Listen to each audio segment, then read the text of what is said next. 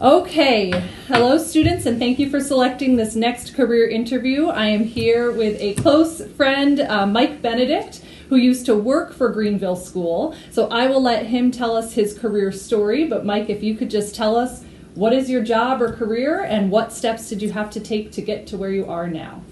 Well, it's a pleasure to be here today with you, Kendall, and everyone at GCS.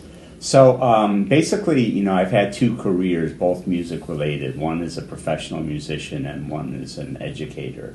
And really, my whole career have been both. When I first started out, when I graduated from college, from SUNY Potsdam, I moved to Albany, and with the intention of being a professional musician, mainly in the jazz field. But I also started teaching privately, because even way back then, I knew that most musicians also teach or do something else, to supplement their income. So I started, doing both, and one of the advantages at that time for teaching privately is it gave me more flexibility. So if I went on a tour, I could, reschedule my students. Where, if I was in like a regular public school teaching job, which I would eventually become, obviously, then those opportunities weren't quite as plentiful. Mm-hmm. So I did that for about 10 years. Both private students. I had maybe I think at one time I had maybe almost 40 students a week. And then performing, playing drum set and percussion, mostly jazz, but I did some shows, and I worked briefly with the Albany Symphony Orchestra as a sub, and so basically just doing whatever I could to make a living in music. That's great. And eventually you ended up at Greenville School, and you taught there for how many years?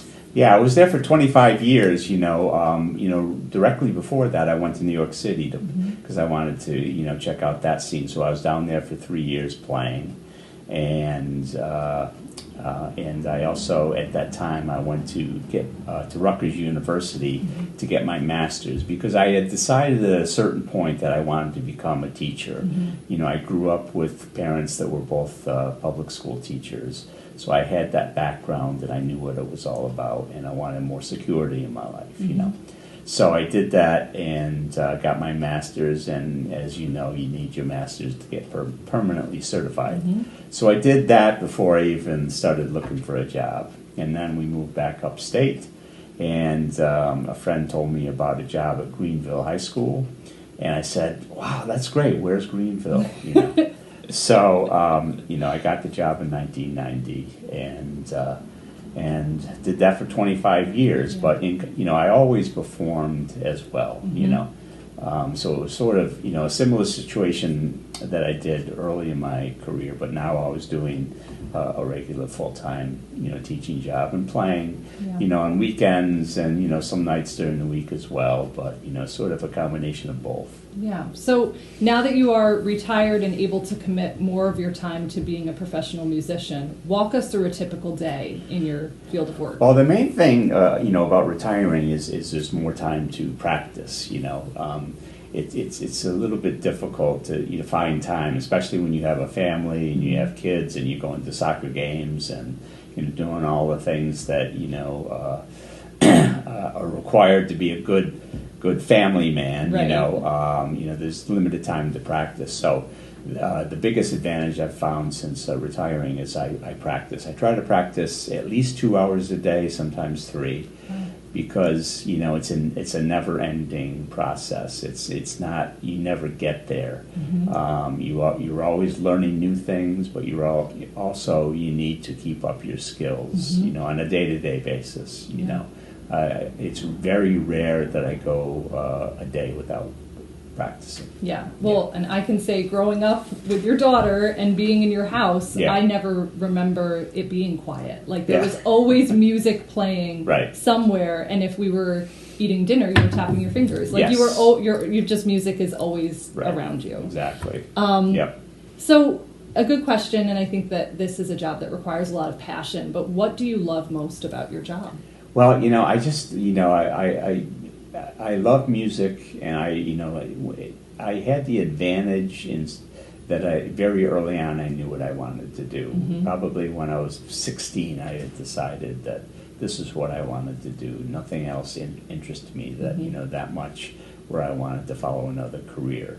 So it's been a passion. It's not an easy road to be a musician, but it's just the thing about being a musician is you meet wonderful colleagues along the way, and you make music with people. Sometimes it's a good situation, sometimes not so good, but you're always working on your craft, and you're always trying to get better.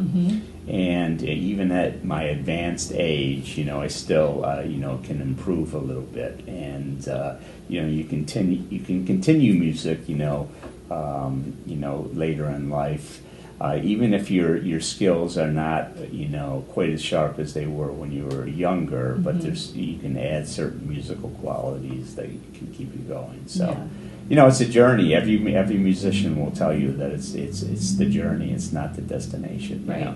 Which is sort of a cliche, but it's very, very true. Yeah. Yeah. So if someone were watching this video, a kid is interested in becoming a musician, what do you feel are some skills that are required to be successful in a job like this? And be that those trainable skills, obviously, learning music, but what about those soft skills too? In general, what is most helpful? Well, the main thing is, you have to do, usually find a private teacher and work on whatever instrument or voice or, whatever aspect of music that you want to go into. You need to study with someone on a consistent basis, besides what is offered in like a public school, for instance. So you have to, you have to practice every day, like I said before. And you have to, you have to be able to be very versatile. So no matter what instrument you're playing, or if you're a vocalist, there's different paths you can go. And it's important not to just say, well, I'm going to be a country musician, I'm just going to do this, because that's going to be very, very difficult. If you can, as a drummer, if I can play jazz, if I can play rock, believe it or not, I used to play some rock, back in the day. I can play country, I can play shows, I can play in a symphony.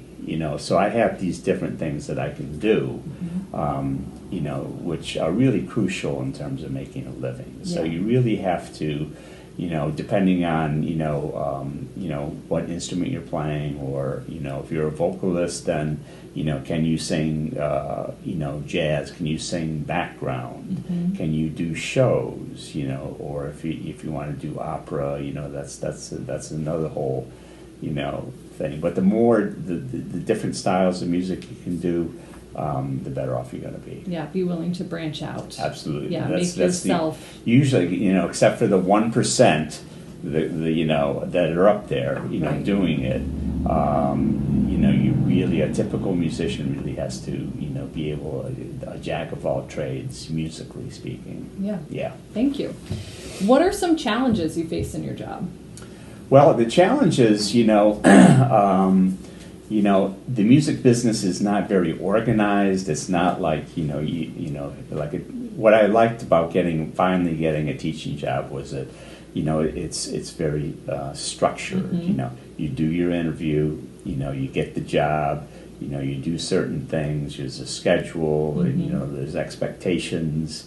Whatever the job is, and then you get paid, Right. But, being a musician, it's very, very different. You have to do, you're self-employed, so you have to think of yourself as a business.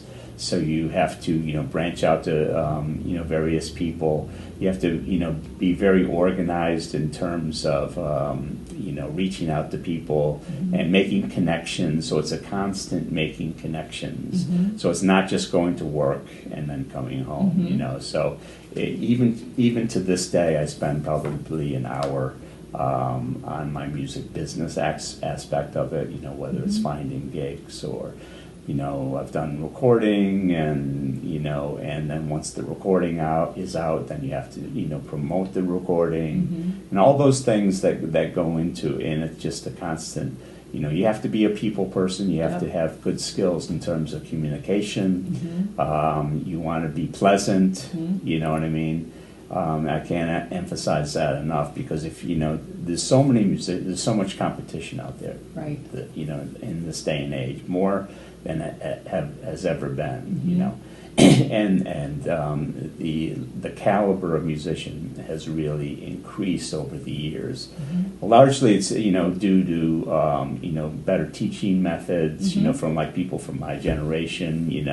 So kids learn quicker. Yep. And so they a typical kid graduating from Potsdam now, a senior is playing a lot better than generally speaking, kids, from my generation, Yeah. So it's really, so there's tremendous amount of competition. So if there's two musicians up for the same gig, Mm-hmm. right, and one is, not so nice a person, Right. and the other one is a very nice person, guess who's going to get Sure. the gig, So that's very important. You need to, you need to represent yourself well, because you're selling yourself.